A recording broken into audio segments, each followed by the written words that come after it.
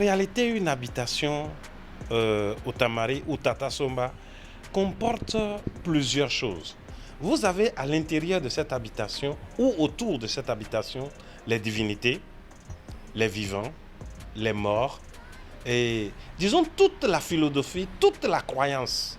La femme, l'homme, chacun est représenté et chacun a sa partie dans cette habitation-là. Très souvent, à l'entrée du vestibule, vous allez voir des mottes de terre érigées, avec des bois qui sont plantés, avec des crânes d'animaux qui sont accrochés et autre chose. Cela représente soit des divinités, soit des ancêtres, soit alors des gens vivants qui sont représentés donc.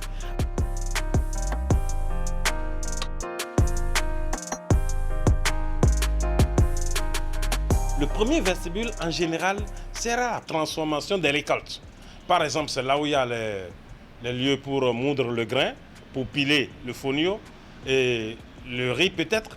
Mais à l'intérieur, où c'est souvent sombre, vous avez d'autres divinités qui y sont. Vous avez des divinités représentées de part et d'autre de la maison. À gauche, c'est souvent le côté féminin. À droite, c'est souvent le côté masculin en entrant dans le tata. Et quand vous montez sur l'étage, vous allez voir au niveau des chambres où on dort, également il y a des représentations des femmes mortes ou vivantes et d'autres divinités ou par exemple des jumeaux qui sont représentés à ce niveau-là. Mais dans les greniers encore, vous avez les endroits où on cache un certain nombre d'instruments utilisés dans telle ou telle cérémonie.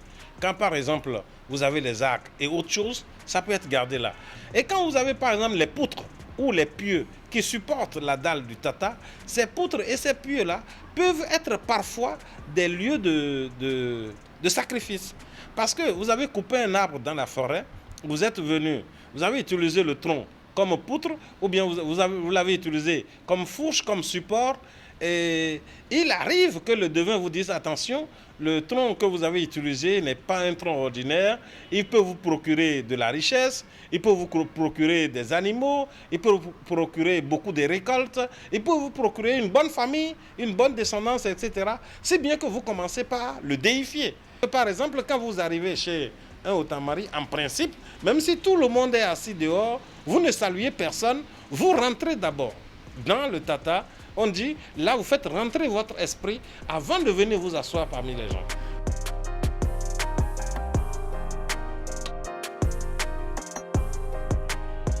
Tout le monde le fait, mais ça se fait en communauté.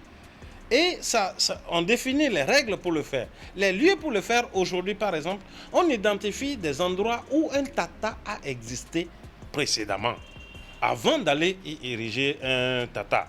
Le tata, pour le construire, il y a des consultations du devin qui disent est-ce que l'endroit où on veut implanter cette habitation-là est un endroit où l'homme peut vivre d'abord. Et il y a des rituels qu'on fait pour voir si cet endroit-là peut accepter la présence humaine.